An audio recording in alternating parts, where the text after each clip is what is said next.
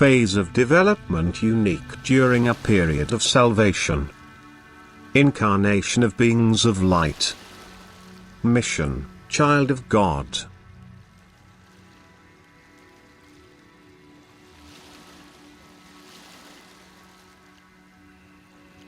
Each phase of the soul's development occurs only once during a period of salvation, even if it neglects to utilize the state of free will. In that case, the phase of development passes without effect for the soul, and it has to accept the consequences of this in the spiritual realm. But the completely God-opposing spirit, whose resistance could not be broken during its infinitely long earthly progress, is given the opportunity again in a new period of creation, where it can, embodied within a solid form, live through a new phase of development in a newly beginning earthly period. And then the spiritual substances which, in a compulsory state, have to develop into a human soul again, are permitted to occupy a human body once more for its final test of will. This reincarnation can indeed take place, but the process has such enormous implications that it should be explained to people as something extremely frightening, albeit it is also an act of God's mercy for the release of the spirit after its endless time of captivity. However, the idea that the soul reincarnates onto the same earth again for the purpose of finishing its development is misguided. If God returns a soul from the spiritual realm of light to earth, it is merely an act of kindness, because this soul has to fulfill a task of liberating the constrained spirit on earth.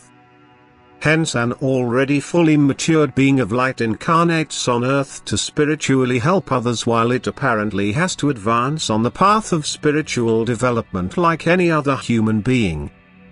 A return to earth for the purpose of achieving complete maturity, to make up for the neglect of a past earthly life, does not correspond to God's wisdom, because it would interrupt the progressive development. A return from the spiritual into the physical state would be a regression, and thus a sign of the soul's intention to distance itself from God. Thus it does not indicate spiritual aspiration.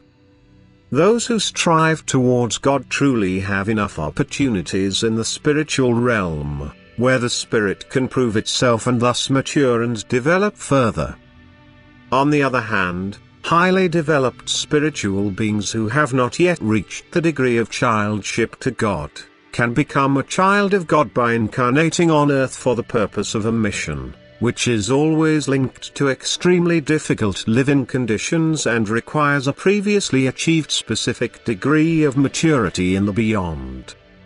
The teaching of reincarnation is a humanly devised teaching which corresponds to their wishes, and therefore is defended time and again, because many people are no longer able to correctly understand the truth from above and thus change it to fit in with their wishes.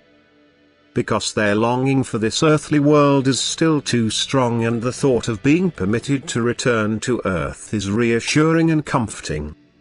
But this teaching is an obstacle to the human being's spiritual development, and therefore will have to be challenged time and again by those who shall spread the pure truth.